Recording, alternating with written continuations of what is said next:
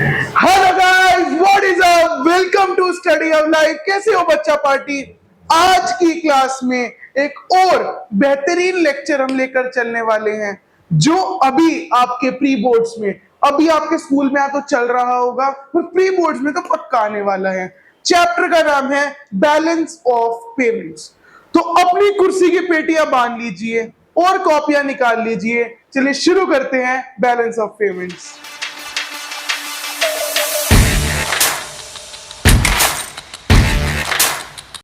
Okay guys, तो शुरू करते हैं हमारा चैप्टर बैलेंस ऑफ पेमेंट्स। तो बेटा, बैलेंस ऑफ पेमेंट होता क्या है, सबसे पहले उससे शुरू करते हैं। बैलेंस ऑफ पेमेंट हमारी एक अकाउंटिंग स्टेटमेंट है।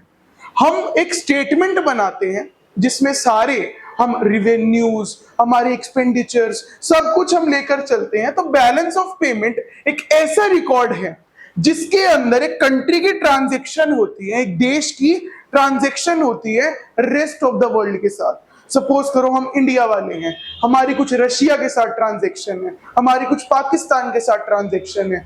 तो एक कंट्री की ट्रांजैक्शन अलग अलग देशों के साथ, इसे हम सब रिकॉर्ड करते हैं इन अकाउंटिंग स्टेटमेंट, जिसका क्या नाम है, बैलेंस ऑफ पेमेंट। ओके, इसके बाद ध्यान से देखना parts of balance of payment.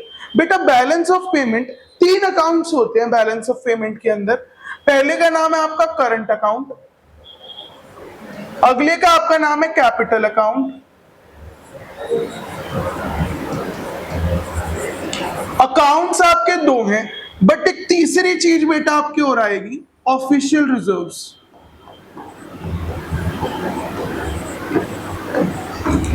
Official reserves आएगा बेटा।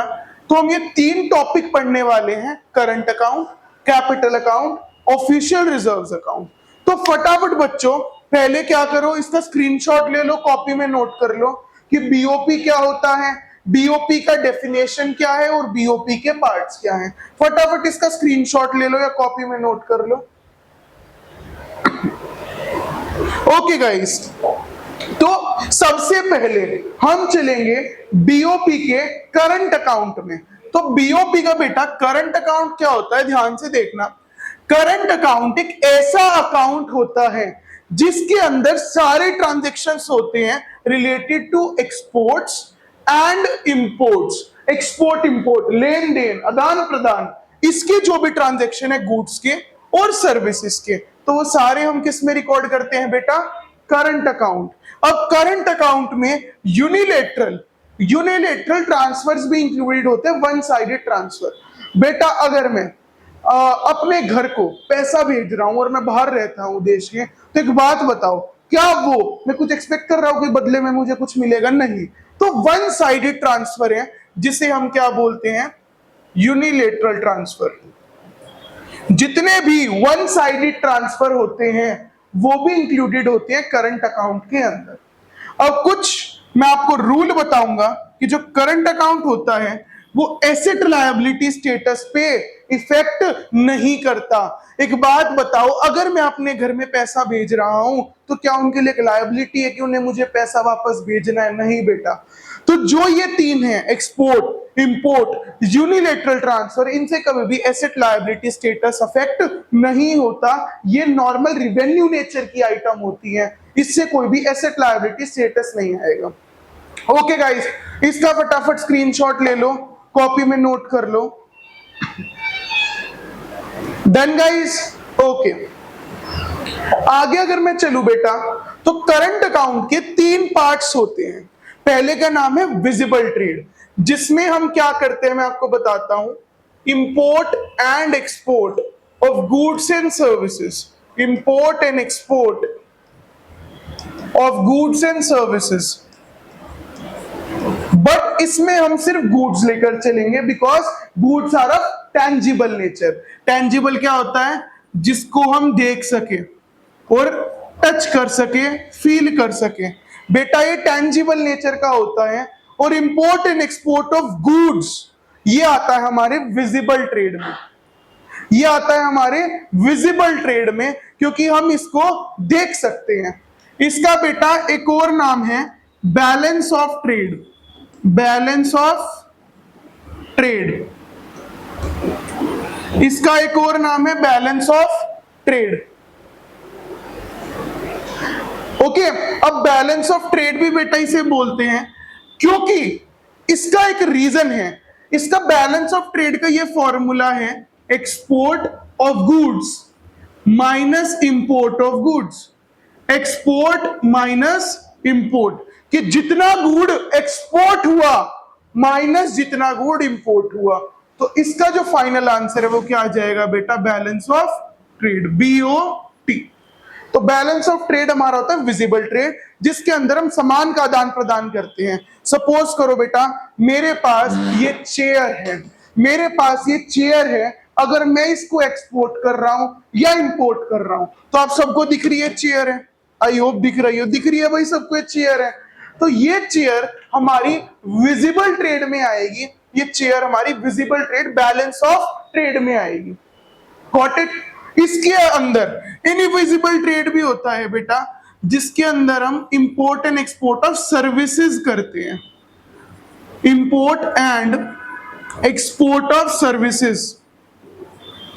और सर्विसेज कैसे नेचर की होती है, इनटैंजिबल नेचर की होती है बेटा, इसलिए हम उसको देख नहीं सकते, जैसे वो मेरा प्यार नहीं देख पाई, ठीक है, इनटैंजिबल नेचर की होती है। इनटैंजिबल नेचर जो है, ध्यान से समझना, इनविजिबल ट्रेड है, इसीलिए वो, क्योंकि हम देख नहीं पा रहे हैं सर्विसेज को। मैं आपको पढ़ा रहा हूं, आप पता नहीं देश से हो, विदेश से हो, चाइना से हो, कहां से हो, आई डोंट नो ब्रो, ठीक है। तो ये इनविजिबल है जो मैं आपको पढ़ा रहा हूं और आप मेरे से पढ़ रहे हो, तो ये इनविजिबल ट्रेड है। यूनिलैटरल ट्रांसफर क्या होता है बेटा, वन साइडेड पेमेंट्स। अगर मैं अपने घर को पैसा भेज रहा हूं, जैसे मैंने उसका रिचार्ज करवाया था, बदले में मुझे कुछ नहीं मिला, तो ये भी यूनिलैटरल ट्रांसफर है। मैं अपनी तरफ से तो दे रहा हूं और बदले में कुछ भी नहीं मिल रहा है। यूनिलैटरल ट्रांसफर ये भी करंट अकाउंट का हिस्सा है। Got it? बताओ समझ आया नहीं आया, फटाफट कमेंट सेक्शन भर दो अगर समझ नहीं आया तो। स्क्रीनशॉट ले लो गाइस, इसका स्क्रीनशॉट ले लो, नोट कर लो, क्योंकि अभी कॉपी खोलना, पेपर में किस्मत खुलेगी, बट कॉपी खोलनी जरूरी है बेटा। ओके गाइस, अगला हमारा आता है कैपिटल अकाउंट। तो कैपिटल अकाउंट क्या होता है बेटा, एक ऐसा अकाउंट जो हमारे एसेट लायबिलिटी स्टेटस पे इफेक्ट करे। ये वाला अकाउंट इफेक्ट करता है, करंट अकाउंट इफेक्ट नहीं करता। तो कैपिटल अकाउंट में या तो एसेट बढ़े घटेगा या लायबिलिटी बढ़े घटेगी, मतलब कुछ ना कुछ तो चेंज आएगा बेटा कैपिटल में। इसे बोलते हैं कैपिटल टेबल, ठीक है, अगर आप थोड़ा बहुत आपको आइडिया है फाइनेंसेस का तो ये चेंज होगा, ठीक है, या तो एसेट बढ़े घटेगा या लायबिलिटी बढ़े घटेगी। ओके, तो इसमें चेंजेस आएंगे, और जब इसमें चेंजेस आएंगे तो सारा का सारा किसमें रिकॉर्ड किया जाएगा, कैपिटल अकाउंट। फटाफट एक बार इसकी डेफिनेशन लिखो, फिर आगे बढ़ेंगे। फट मैं स्क्रीनशॉट नहीं लेने दूंगा, लिखनी पड़ेगी डेफिनेशन आपको इसकी। ओके गाइस, तो आई होप आपने नोट कर लिया हो। तो बेटा अब हम पढ़ेंगे पार्ट्स ऑफ कैपिटल अकाउंट, कि कैपिटल अकाउंट के क्या क्या पार्ट्स होते हैं बेटा। तो पहले बोरोइंग। सपोज करो ये चिंटू है, ये मिंटू है, ठीक है, इसने इसको बोरोइंग ले ली, मिंटू ने चिंटू को बोरोइंग दे दी, तो इसकी लायबिलिटी बढ़ेगी, इसका डेटर एसेट्स बढ़ेगा। तो मतलब बेटा ये एसेट लायबिलिटी स्टेटस पे इफेक्ट कर रहा है, तो ये कैपिटल अकाउंट में आता है बोरोइंग्स। आया समझ में फटाफट? अगला रिकवरी ऑफ लोन। अब बेटा इसने लोन वापस दे दिया, तो इसकी लायबिलिटी कम हो जाएगी और इसके एसेट कम हो जाएंगे, मतलब एसेट लायबिलिटी स्टेटस पे इफेक्ट कर रहा है, तो रिकवरी ऑफ लोन भी कैपिटल में आएगा। बेटा डिसइन्वेस्टमेंट। डिसइन्वेस्टमेंट क्या होता है, मैं सरकार हूं और ये सरकार बिक गई है, ठीक है, सरकार के 51% या 51% से थोड़े से कम शेयर्स हम बेच दें। बेटा शेयर्स हमारा कैपिटल होता है, और कैपिटल एक सुहागन का सिंदूर के समान होता है, बहुत इंपॉर्टेंट। और वो कैपिटल कम हो रहा है, गवर्नमेंट की एसेट्स कम हो रहे हैं शेयर्स के, तो ये भी किस में आएगा, डिसइन्वेस्टमेंट आएगा कैपिटल अकाउंट में। तो डिसइन्वेस्टमेंट का बेटा सीधा साधा मतलब अगर मैं बताऊं, डिसइन्वेस्टमेंट का हमारा सीधा साधा मतलब होता है सेलिंग ऑफ गवर्नमेंट सिक्योरिटीज। जब सरकार की सिक्योरिटीज बिकती हैं, जैसे अभी काफी बैंक्स हुए हैं जो बिके हैं, एक टाइम पे एयर इंडिया भी पूरा गवर्नमेंट के अंडर में था बट थोड़ा सा सिक्योरिटीज बिके प्राइवेट को, तो ये सब किस में आते हैं, हमारे कैपिटल अकाउंट में। बताओ फटाफट इन 3 पॉइंट्स को नोट करो बेटा, चाहे आप इसको वन शॉट में देख रहे हो पेपर से एक दिन पहले या पेपर से 1 महीने पहले, जब तक कलम नहीं चलाओगे तब तक कलाम नहीं बन पाओगे, तो फटाफट नोट करते चलना। इंपॉर्टेंट है नोट करना, बिकॉज राइटिंग से आपकी मेमोरी एनहांस होगी कि आपने क्या लिखा था। ओके, तो आगे हम पढ़ते हैं तीसरा, ऑफिशियल रिजर्व्स। इसके लिए मैं छोटी सी एक डिस्कशन करना चाहूंगा बेटा। जो बीओपी होता है ना, इसका फॉर्मूला होता है current account plus capital account. और अगर बेटा इसके 3 केस हो सकते हैं। पहला केस, जब करंट प्लस कैपिटल अगर 0 आ जाए, इन दोनों को प्लस करके 0 आ जाए, तो इसे बोलते हैं बीओपी इक्विलिब्रियम। बेटा क्या बोलते हैं, आवाज नहीं आई, बीओपी इक्विलिब्रियम, कि बीओपी जो है हमारा इक्विलिब्रियम में है। और बेटा कई बार ऐसा हो सकता है कि बीओपी का प्लस 0 के बराबर ना हो, तो इसे हम बोलते हैं बीओपी डिसइक्विलिब्रियम। BOP disequilibrium. अब डिसइक्विलिब्रियम के भी 2 केस होते हैं बेटा, कौन कौन से, बीओपी सरप्लस, या तो सरप्लस में होना, या बीओपी डेफिसिट, या बीओपी डेफिसिट में होना। अब इनके केस क्या क्या हैं बेटा, चिंता ना करो, भी बताऊंगा। या तो बीओपी सरप्लस में होगा या बीओपी डेफिसिट में होगा। तो ध्यान से समझना एक आइटम, कि अगर बीओपी सरप्लस में है तो सर पता कैसे लगेगा, तो sir current account plus capital account कुछ पॉजिटिव फिगर आएगी। मतलब पॉजिटिव फिगर का मतलब it will be greater than 0, it will be greater than 0। ठीक है बेटा। और अगर करंट प्लस कैपिटल, अगर current account plus capital account negative figure आ रही है, मतलब लेसर देन 0, तो ये बीओपी डेफिसिट है। बेटा ये दोनों के दोनों केस बीओपी डिसइक्विलिब्रियम के हैं। ये वाला बीओपी सरप्लस का है बिकॉज पॉजिटिव फिगर है, और ये वाला बीओपी डेफिसिट का है बिकॉज नेगेटिव फिगर है। अब मैं बात करता हूं, एक बात बताओ यार कॉमन सेंस से, बीओपी के पास बहुत पैसा है, सरप्लस में पैसा है, तो हमारी गवर्नमेंट के पास में तिजोरी है, उस तिजोरी का नाम हमने रखा हुआ है ऑफिशियल रिजर्व्स। अगर बीओपी के पास बहुत पैसा है तो तिजोरी भरेगी या कम होगी? ऑब्वियसली बीओपी सरप्लस में है, बीओपी अंधा पैसा कमा रहा है, बीओपी शाहरुख खान है, तो गवर्नमेंट की तिजोरी भरेगी। मतलब यहां से हमें समझ आया कि गवर्नमेंट के जो ऑफिशियल रिजर्व्स हैं वो इंक्रीज करेंगे। गवर्नमेंट के पास पैसा ज्यादा आएगा, गवर्नमेंट की ऑफिशियल रिजर्व्स इंक्रीज करेंगे। और बीओपी कंगाल है, बीओपी कंगला है, बीओपी अंबानी तो है बट अनिल अंबानी है, तो बीओपी डेफिसिट में क्या होगा, गवर्नमेंट के रिजर्व्स क्या होंगे, कम होंगे। इसमें ऑफिशियल रिजर्व्स कम होते हैं, इसमें ऑफिशियल रिजर्व्स इंक्रीज होते हैं। तो बेटा ये 2 केस होते हैं बीओपी डिसइक्विलिब्रियम के, एक में ऑफिशियल रिजर्व बढ़ता है, एक में ऑफिशियल रिजर्व कम होता है। और एक छोटी सी बात कि बीओपी इक्विलिब्रियम में ऑफिशियल रिजर्व नो चेंज, जिसमें कोई भी चेंज नहीं आता। इन शॉर्ट ऑफिशियल रिजर्व पे अगली वीडियो ही आने वाली है, फॉरेन रिजर्व्स, ऑफिशियल रिजर्व्स, कि गवर्नमेंट के पास कितना पैसा है रिजर्व की फॉर्म में, इसे हम बोलते हैं ऑफिशियल रिजर्व। और बीओपी इक्विलिब्रियम में चेंज नहीं होता, और बीओपी डिसइक्विलिब्रियम में सरप्लस में ये बढ़ता है और डेफिसिट में ये कम हो जाता है। बताओ बेटा समझ आया नहीं आया? बहुत इंपॉर्टेंट है, देखो क्वेश्चन घूम फिर के आएंगे, फटाफट इसकी स्क्रीनशॉट ले लो, स्क्रीनशॉट ले लो बेटा इसके, फटाफट नोट कर लो, स्क्रीनशॉट ले लो गाइस। ऑफिशियल रिजर्व्स बहुत बेहतरीन, इंपॉर्टेंट, खतरनाक, माशाल्लाह टॉपिक है बेटा।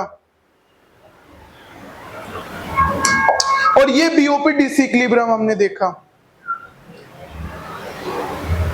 ओके गाइस, अब एक ब्रह्मास्त्र टॉपिक लिख कर दे सकता हूं, देखो लिख कर दे रहा हूं मैं, पक्का पेपर में आएगा, लिखित में दे सकता हूं कि what is the difference between accommodating items and autonomous item. ये मैं हर बार बोलता हूं, लिखित में दे सकता हूं, पेपर में पक्का आएगा। अकोमोडेटिंग आइटम और ऑटोनॉमस आइटम। बेटा ऑटोनॉमस, ऑटोनॉमस होता है फ्री, मतलब खुला, बिल्कुल शेर है खुला, चीता ही कह दे, है ना। तो ऑटोनॉमस आइटम होता है जिनका प्रॉफिट मैक्सिमाइजेशन का मोटिव हो, जिनका कुछ प्रॉफिट मैक्सिमाइजेशन का मोटिव हो, कि वो अटेन की जाए कुछ पैसे के लिए, कमाई के लिए, प्रॉफिट के लिए, वो प्रॉफिट करना चाहती है। ओके, वो बस ये चाहती है कि पैसा कमाना है मैं कैसे न कैसे करके। और बेटा इन आइटम को अबव द लाइन आइटम भी बोला जाता है।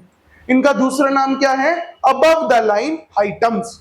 और इसका थर्ड पॉइंट कि जो ये होती है ये बीओपी अकाउंट से इंडिपेंडेंट होती है, मतलब बीओपी से कोसों दूर है, ठीक है, अपने आप हो जाएगा, इनका कोई मतलब नहीं है। देखो घर की जो बुआ होती है उसको कोई मतलब नहीं है घर में क्या शांति है, वो आती है कमोलिका, ऐसे होता है उनका सीन। तो बेसिकली ये इसको कोई फर्क नहीं पड़ता कि बीओपी बैलेंस है इम्बैलेंस है, ये उससे काफी ऊपर उठ चुके हैं, because they are the main cause, they are the main cause of BOP disequilibrium, they are the main cause of BOP disequilibrium. Okay guys, आगे अकोमोडेटिंग आइटम, ऐसे आइटम। अब हमारे आते हैं फिर पापा, बुआ कलेश कर गई, पापा अरे कोई नहीं, अपनी बीवी को समझाता, अपनी मम्मी को समझाते हुए, कोई नहीं वो हमारा भला चाहती है, तो मतलब पापा is just settlement between mummy and बुआ। तो उसी तरह ये जो आइटम्स होते हैं, ये बीओपी को जो काम बिगाड़ा है अब इस ऑटोनॉमस आइटम ने, उसको कौन चेंज करेगा? Accommodating item. They are determined, they are used for balancing the BOP. इनको यूज करा जाता है बैलेंसिंग द बीओपी, और इन्हें बोलते हैं बिलो द लाइन आइटम। बेटा देखो ये क्रूअल रियलिटी है, जो चीजों को सॉर्ट करता है उसे बिलो द लाइन बोलते हैं, और जो चीजें बिगाड़ता है उसे अबव द लाइन बोलते हैं। यही है सोसाइटी। तो इन आइटम्स को बोला जाता है बिलो द लाइन आइटम। और ऐसे आइटम जनरली हमारे रिजर्व्स को क्या करते हैं? इम्बैलेंस करते हैं। क्योंकि अगर मुझे बीओपी बैलेंस करना है, रिजर्व्स को बेटा ये इम्बैलेंस करते हैं, they are the main cause of balancing the BOP, but change होते हैं ऑफिशियल रिजर्व्स। देखो बेटा यहां भी हमने पढ़ा कि जब ऑफिशियल रिजर्व्स बढ़ रहे हैं तो जितना भी सरप्लस आया है ना पॉजिटिव में, उसको एब्जॉर्ब कर रहे हैं हम भाई, हम खींच रहे हैं, और खींच के कहां पर डाल रहे हैं? रिजर्व्स में। मतलब हमारा मेन टारगेट है बीओपी को बैलेंस में लेकर आना। अगर यहां पॉजिटिव बचा, सपोज को यहां पर 2 आंसर आ रहा है, तो मैं 2 खींच लूंगा और यहां पर क्या बना दूंगा? 0, क्योंकि हमारा जो इकोनॉमी है वो इक्विलिब्रियम में ही रह सकता है, मतलब 0 पे ही सरवाइव कर सकता है। अगर यहाँ पे पॉजिटिव आया बेटा, अगर यहाँ पे कुछ पॉजिटिव आया तो मैं खींच लूंगा उसको, उससे रिजर्व बढ़ जाएंगे, जो मैंने पैसा खींचा उससे रिजर्व बढ़ जाएंगे। और कुछ नेगेटिव आया तो पैसे को छोड़ देंगे, तो पैसे को छोड़ देंगे, इससे रिजर्व कम हो जाएंगे। मतलब ऑफिशियल रिजर्व क्या है? एक अकोमोडेटिंग आइटम है, वो अपने आप को कम ज्यादा कर लेता है बट बीओपी को बैलेंस करता है। Official reserve is a accommodating item. ये एक अकोमोडेटिंग आइटम है बेटा, जो अपने आप को तो कम कर लेता है, ज्यादा कर लेता है, बट फाइनली बीओपी को बैलेंस में ले आता है। It is the main cause of balancing the BOP. इतना समझ आया भाई? फटाफट इसका स्क्रीनशॉट ले लो। आई होप आ गया समझ में अच्छे से, इसका स्क्रीनशॉट ले लो गाइस फटाफट। अब बेटा मैंने तो पढ़ा दिया पूरा चैप्टर, मुझे कैसे पता लगेगा? तो एक होमवर्क आपका वेट कर रहा है, difference between BOT and BOP. अभी आप तो वीडियो देख के चले जाओगे किसी और क्रिएटर नोरा फतेही वीडियो देखने, बट मैं मिलूंगा सीधा आपको इस मेल आईडी पे और वेट करूंगा मैं आपके आंसर्स का, चाहे आप ये वीडियो 2 साल बाद देख रहे हो, कल ही देख रहे हो, परसों देख रहे हो, मेल आईडी पे बैठा हूं मैं आपके इंतजार में, चिंता ना करो।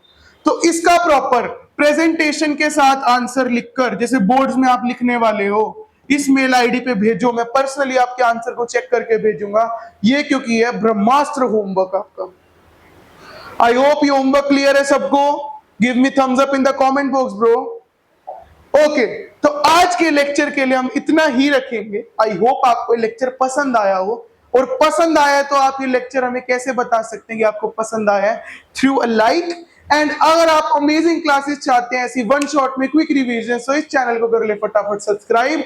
और कमेंट सेक्शन खुला है गालियों के लिए भी और तालियों के लिए भी, तो कमेंट सेक्शन में जाके अपने डाउट्स ले। और अगर आप मेरे साथ ऑफलाइन पढ़ना चाहते हैं तो इस दिए गए नंबर पे कॉल करें। हमारे दिल्ली में ऑफलाइन सेंटर से अगर कोई सीट वेकेंट होती है तो मेरी टीम आपको एलोकेट करेगी। और कुछ नहीं करना चाहते, यूट्यूब पे हम आते रहेंगे आपसे मिलने के लिए। टिल देन आई होप आपको लेक्चर पसंद आया। मिलते हैं अगली वीडियो में। Till then bye bye, have a nice day.